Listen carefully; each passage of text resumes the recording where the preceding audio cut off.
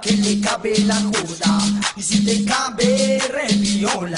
Y si te cabe, repiola.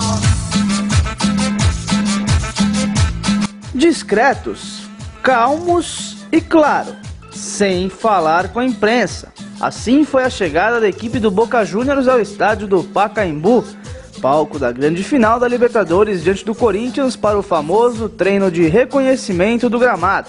Noite anterior à partida e mais do que especial para esses jogadores, que se preparam para a 10ª final da história do clube chinês e buscam o 7º título desta competição. O técnico Falcione anda, para, observa, conversa, bola apenas para descontrair, o bom e velho bobinho.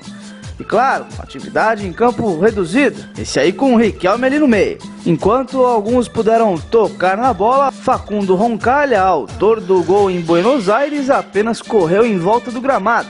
E ele veio mesmo só para dar apoio moral.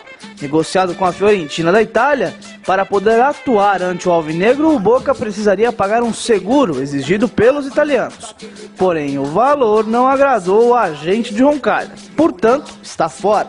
E dessa maneira, unido e bem animado, o elenco chinês fez o último treino antes da decisão. O único que falou foi Clemente Rodrigues, mas só com torcedores. E assim como chegaram, calados, sem falar com ninguém, eles se foram. Vale tudo para tentar manter a mística da camisa do Boca na Libertadores da América.